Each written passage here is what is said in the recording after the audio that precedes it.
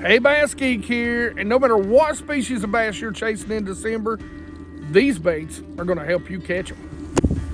All right, geeks, by the way, if you haven't noticed, check out the beanie.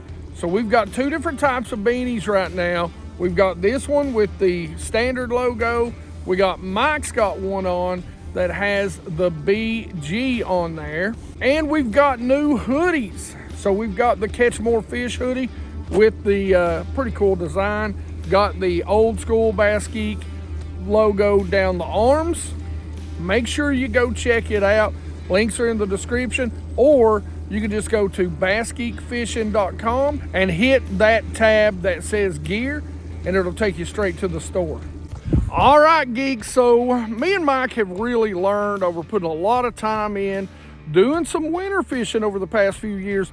Largemouth and smallmouth really react much differently. It seems like the largemouth, they like to feed up and right around about those low 60s, upper 50s. They really change what they're doing. By the time they're done in my area, those 50s, upper 50s, lower 60s, they are done with the fall feed and they are going to the trees and the bottom. It seems like it's much harder to find those largemouth out in that open water chasing shad. Now smallmouth, that's when they get fired up. Me and Mike have been catching them anywhere from 5 to 65 feet deep the last couple of weeks. Now they will go deeper and deeper, but during the cold weather, they do not stop feeding. They are always active somewhere on the lake. But that brings me to this top 5 that'll help you catch both kinds of bass no matter where you're at. So in December, there can still be a lot of the transition going on from shallow to deep. Some bass are going to live shallower, and that is relative to your body of water. You know, we were catching them on jerk baits just the other day while there were still bass 65 feet deep. That was on a smallmouth lake. Today, we're on a largemouth lake, and we're really finding the bass in about that 30, 35 foot mark, whether it be chasing shad or whether it be on some sort of hard bottom. Either way it goes, these two baits, and I'm going to put this one in this category because I don't know where else to put it, but what I love about it is that it can get down to that 30 foot mark and it works exceptionally well. But for me, jerk baits are great in December, used a lot of different ways. This is one of my very favorite right here. This is the Mega Bass 110 plus 1, the Vision 110 plus 1 Junior, and this is matte shad. I love it in these clear bodies of water. The Juniors, the tail end of fall and early winter, just seem to play a lot better. Now something when they're up around docks or they're ultra shallow right now, this new, and I've been playing with this a lot from Booyah, this is the Flash Point, and you can see the little blade in the head. It gets a great return from the live scope, but it also, in a little dingier water, gives an incredible flash and target for the bass to eat. This I'm going to put in the jerk baits because you do twitch it, but this is a little different. This is the Seek 85 from Duo Realis. This is a bait that I love to be able to sink down a little bit lower and just twitch. It has a great little side to side motion. You can twitch it upward and it'll have that nice kind of arching glide bait motion, a lot like the BR fish and the BR head. But if you just twitch it nice and easily, you'll see it'll kind of scissor back and forth, and that is an incredible little bait to get them fired up. What I like about it is you can really count it down to different water levels and then work it, and it'll really stay put there. And I can use this down to about 25, 35 feet pretty well. Again, this is the Bay Rough Seek from Duo Realis. Now in December, something that I love to do is fish vertically. When those bass get super deep, whether it's the smallmouth feeding on some bait fish like the alewives on one of my favorite lakes, or whether it be around some hard cover when I'm fishing for grouped up schools of largemouth like on this little lake, Top Secret Lake P today. A lot of times getting vertically over top of those deep fish and dropping heavy baits down to them can be money. Now, you don't have to drop these. You can cast them, even though these are considered jigging spoons. But wait, there's more. One of my favorite baits to use this time of year, and this you can actually cast out and work on the bottom, just hopping it back, and that is a Damiki Vault. That's a 1/4 ounce size right there. This is, I believe, a 3/4 ounce. I got some tricks coming up this winter for you guys when it comes to these. So you can use this metal blade to come back, or you can use it vertically. Two of my favorite ways to vertical fish is absolutely got to be a vertical jigging spoon. These things have been around for years, and really Live Scope has made them even more effective and more deadly. Now, if you don't have a Live Scope, don't fret. Trust me, there's a ton of ways to fish these. This one is from War Eagle. It's one of my favorite little compact spoons. I think this is just the lavender shad. And these are the new dust spoons from Nichols. This is one of my favorite colors here, especially around those smallmouth. I believe, don't hold me to this, this is, I think it's called UV Ultra Morning Dawn. But anyway, no matter what the name is, there will be links in the description taking you straight out to be able to get some of these. And so that's really my number 4 favorite baits to use during December. Really pretty much all winter long. There are spoons and blade baits.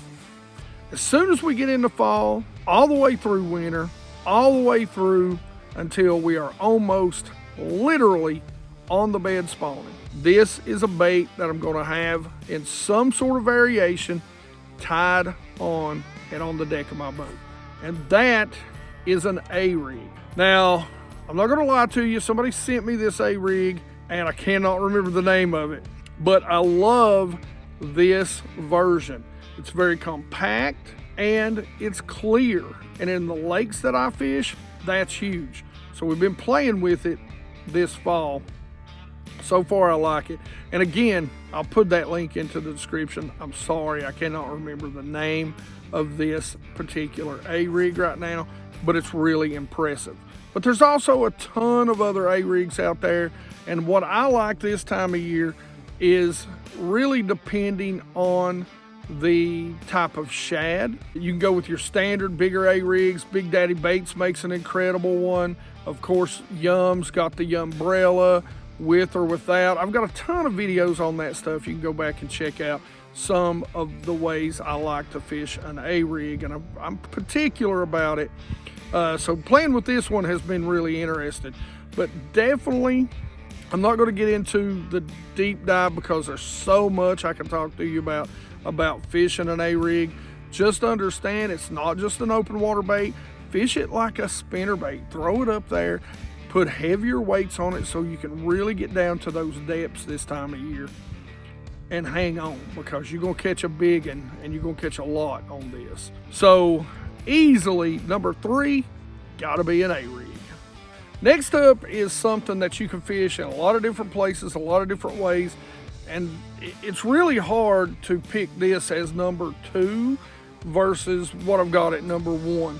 Because these are definitely the 2 baits that I'm going to have rigged up and ready to go, especially if I'm on a lake where I need to cover some water. This bait is going to be a bait that I'm going to pick up because it's just going to get some bites for me. It's going to at least tell me where some fish are. And there's so many different ways to rig these baits.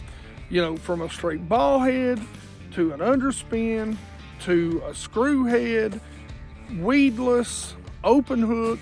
It's just such a great bait that you can fish at every level in the water column. And that's going to be a finesse swim bait. Like this bait, this is the Kitech Swing Impact Fat rigged on a jar head screw head. And I always call this the wrong thing. I want to call it an easy minnow, but I believe it's the Kitech Easy Shiner, also rigged on one of my destroyer baits screw heads. Another great one is the Swammer by Exxon Lures. I love to rig this one up with the Top Spin from First Gen Baits too, especially the heavy one this time of year. And another great way, and I don't have one out here with me right now to rig them, is an underspin this time of year. An underspin is deadly right now this time of year. But that, a finesse swim bait, is easily number 2. So before I tell you what my favorite way, and probably the best way to catch December bass, or really winter bass in general, smallmouth, largemouth, really does not matter. Make sure you stick to the end, because I've got a video that shows how to go do this the old school way without any sort of forward-facing sonar. It gives you 3 ways to do it. And what is it? It is the Demiki rig, or a ball head minnow. Now this isn't a ball head, this is actually a Demiki head. Now they make them in several sizes. They also make them in several colors. Not really a big fan of the whole pearl white unless I'm putting a pearl white on there. I'm fishing a little bit deeper. But this is the Demiki Armor Shad, and I do love the head. It fits so well on so many different baits. This is absolutely one of my go-tos right here. You fish it so many different ways. Some of my favorite heads to use has got to be this one. This is an actual ball head jig. This is from Angler Tungsten. This is the Eclipse head. You can use this for swim baits, for straight tails, for a ton of things. This is a tungsten head, and it's even got the awesome eyes in it. And I think that matters a lot of times, especially when you're using these baits that don't have eyes. Gives them a good target, and love that spring. Again, got a short that shows you how to even use those Elastec style stretchy plastics on these. Super easy. The other ball head that I use a lot has got to be the Queen's Tackle ball head, because they make them in a 3/4 and 1 ounce size. I know that sounds big, but trust me, there's a lot of times when I need that size head to get down to these smallmouth in 70 and 80 feet of water. And last but definitely not least, one of the jig heads that I love is the Jaw Dropper. They make them in a couple of different sizes, but this thing has got a real unique side-to-side action. Whether it's a wide glide or just a little hop back and forth, that little bill gives some incredible action to this little head. Now, like I said, there's a ton of incredible baits. I'm not going to run through them all. Some of my go-tos, the Demiki Armor Shad I showed you earlier, but this, and they come in several different sizes, so do the Demiki Armor Shad. This is the Yum forward-facing minnows, the 3-inch. I think this is the 4. They come in a lot of different colors, a lot of different sizes. And that is absolutely my number 1 bait.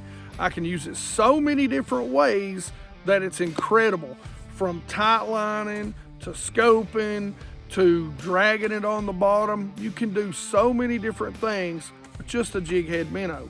As a matter of fact, you can do so many different things with it without a live scope. You need to go check this video out right here for my top 3 ways to fish a jig head minnow. Otherwise, questions, comments in the comment section below. You geeks know I love to talk fishing with you. Like it if you like it. Don't forget to subscribe. Make sure you ring the bell. Be part of the 100% Watch Squad. Watching helps the channel out more than I can say. Watch as much as you can, and you geeks rock.